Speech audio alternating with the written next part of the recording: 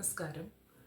Abhinand S ജെയുടെ beyond the dreams എന്ന ഈ പുസ്തകം തുടങ്ങുന്നത് വളരെ സിമ്പിളായി എന്നാൽ നല്ല ഭംഗിയോട് കൂടി രാത്രി വിവരിച്ചുകൊണ്ടാണ്. ഒറ്റ വാക്കിൽ ഇതൊരു സൈക്കോളജിക്കൽ ത്രില്ലറാണെന്ന് പറയാം. അദ്ദേഹത്തിൻ്റെ തന്നെ വാക്കുകൾ കടമെടുക്കുകയാണെങ്കിൽ രാത്രികൾക്ക് പല വികാരമാണ്. ചില രാത്രികൾ നമ്മെ കരയിപ്പിക്കും, എന്നാൽ ചില രാത്രികളും നമ്മെ ചിരിപ്പിക്കും. എന്നാൽ ചില രാത്രികളുണ്ട്, ആ രാത്രികൾ നമ്മുടെ ഉള്ളിൽ ഭീതിയുടെ ഒരു നിഴൽ പടർത്താൻ ഉതകുന്നതായിരിക്കും. ക്രിയേറ്റീവ് സൊല്യൂഷൻസ് എന്നൊരു കമ്പനിയിൽ പ്രോഗ്രാമറായിട്ട് ജോലി നോക്കുകയാണ് അക്ഷയ് എന്നൊരു ചെറുപ്പക്കാരൻ. കഥ തുടരുന്നതിനനുസരിച്ച് നമുക്കറിയാൻ പറ്റും, നമ്മൾ മേൽപ്പറഞ്ഞ രാത്രികളിലുണ്ടല്ലോ, അതിലേത് രാത്രിയായിരുന്നു അക്ഷയിൻ്റെ ജീവിതത്തിൽ നിർണായകമായത് എന്ന്.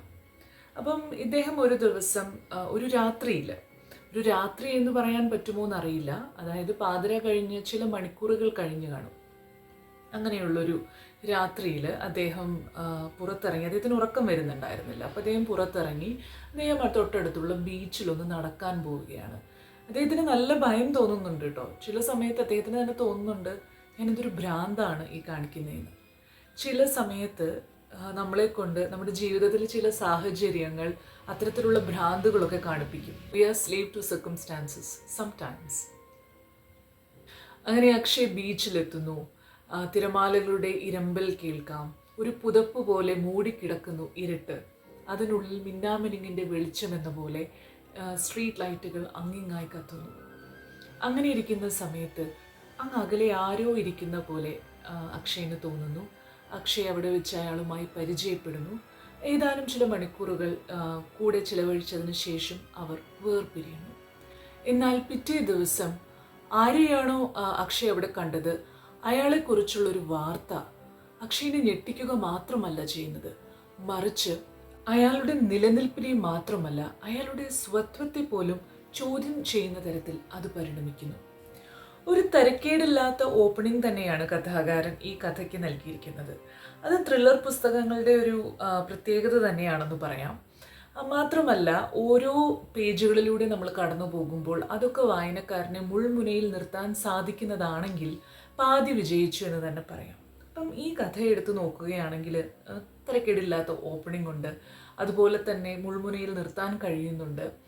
അതിനോടൊപ്പം തന്നെ ഇതൊരു വളരെ ചെറിയ പുസ്തകമാണ്. ഒറ്റയിരുപ്പിൽ തന്നെ ഇത് വായിച്ചു തീർക്കാൻ സാധിക്കും. ഈ പുസ്തകത്തിൻ്റെ ആമുഖത്തിൽ അഭിനന്ദ് കുറച്ച് കാര്യങ്ങൾ പറയുന്നുണ്ട്. അതും കൂടി കൂട്ടിച്ചേർത്ത് വായിച്ചാലേ ഈ റിവ്യൂ പൂർണ്ണമാകൂ എന്ന് തോന്നുന്നു. അതായത് അഭിനന്ദ് പഠിച്ചത് കേന്ദ്രീയ വിദ്യാലയത്തിലാണ്, അതുകൊണ്ട് തന്നെ മലയാളത്തിലുള്ള എഴുത്ത് ഇശി കമ്മിയാണ്. അപ്പോൾ പലപ്പോഴും മനസ്സിൽ കഥകൾ രൂപം കൊള്ളുന്ന സമയത്ത് അത് പകർത്തി എഴുതാൻ സാധിക്കാതെ പോയിട്ടുണ്ട്. പലപ്പോഴും അഭിനന്ദിന് മനസ്സിൽ വന്ന കഥകൾ സുഹൃത്തുക്കളോട് പറഞ്ഞിട്ടുണ്ട്. അവരൊക്കെ നല്ല ഫീഡ്ബാക്കുകളാണ് കൊടുത്തിരിക്കുന്നത്. അങ്ങനെ ഇരിക്കുന്ന സമയത്താണ് കൊറോണ വരുന്നത്. അതായത് അഭിനന്ദിന് പക്ഷേ എങ്ങനെ അതൊരു പുസ്തകമാക്കുക എന്ന് അറിയുന്നുണ്ടായിരുന്നില്ല. ആ സമയത്താണ് കൊറോണ വരുന്നത്. ആ കൊറോണ സമയത്ത് ഈ ഒരു കഥ തൻ്റെ ഒരു സുഹൃത്തിനോട് പറഞ്ഞു കേൾപ്പിക്കുന്നു. ആ സുഹൃത്തിൻ്റെ പ്രോത്സാഹനത്തോട് കൂടിയിട്ട് അഭിനന്ദ് മംഗ്ലീഷ് ടൈപ്പിങ്ങിൻ്റെ സഹായത്തോടു കൂടി കഥ എഴുതി തുടങ്ങുന്നു. ഒരു എഴുത്തുകാരന് താൻ എഴുതുന്ന ഭാഷയിലുള്ള പ്രാവീണ്യം അത്യാവശ്യം തന്നെയാണെന്ന് വിശ്വസിക്കുന്ന ഒരാളാണ് ഞാൻ. പക്ഷേ അത്തരം പ്രാവീണ്യം ഇല്ലാതിരുന്നിട്ട് പോലും ഇല്ല എന്നാണ് അദ്ദേഹം പറയുന്നത്. ഇല്ലാതിരുന്നിട്ട് പോലും ഒരു തുടക്കക്കാരൻ്റെ ഇടർച്ചയോ പതർച്ചയോ ഒന്നും ആ കഥ വായിക്കുന്ന സമയത്ത് എനിക്ക് കാണാൻ പറ്റിയില്ല. പക്ഷേ 1-2 ഇടങ്ങളിൽ പ്രൂഫ് റീഡിങ്ങിൽ കുറച്ചും കൂടെ ശ്രദ്ധിക്കാമായിരുന്നു എന്ന് തോന്നിയ സന്ദർഭങ്ങളുണ്ടായിട്ടുണ്ട്. ഇനി കഥയിലേക്ക് തിരിച്ചു വരികയാണെങ്കിൽ എൻ്റെ മനസ്സിലാക്കലനുസരിച്ച് ആ കഥയുടെ എൻഡിങ് ഒരു ഓപ്പൺ എൻഡിങ് ആണ്. അതായത് നിങ്ങൾ വായനക്കാരന് വിട്ടുതരുന്നു. അതായത് നിങ്ങളുടെ യുക്തി അനുസരിച്ച് നിങ്ങൾക്ക് അനുമാനിക്കാം. അതായത് എൻഡിങ്ങിൻ്റെ ഫ്യൂച്ചർ എന്താണെന്ന് നിങ്ങൾക്ക് അനുമാനിക്കാം. ഇൻസ്റ്റഗ്രാമിലൂടെ സ്ക്രോൾ ചെയ്തു പോകുന്നതിനിടയിലാണ് അഭിനന്ദിൻ്റെ ഈ പുസ്തകത്തെക്കുറിച്ച് അറിയാനിടയായത്. റിവ്യൂ വായിച്ചു നോക്കിയപ്പോൾ വലിയ തിരക്കേടില്ല എന്ന് തോന്നി. 150 രൂപയാണ് വില.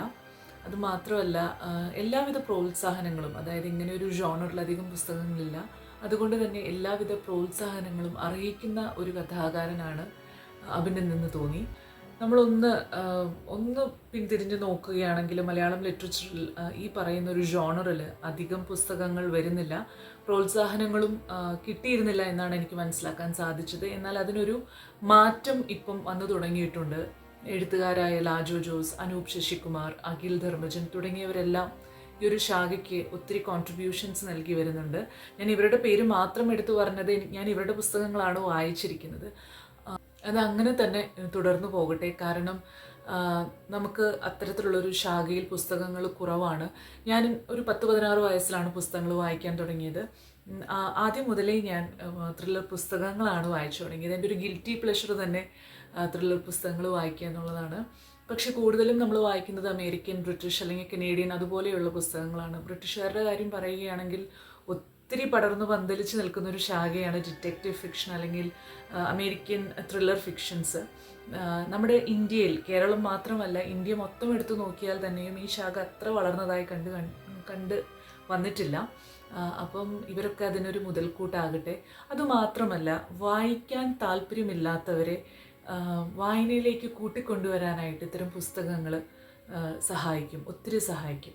ഈ പുസ്തകവും എഴുത്തുകാരനും അതിലേക്കൊരു മുതൽക്കൂട്ടാകട്ടെ. നമസ്കാരം.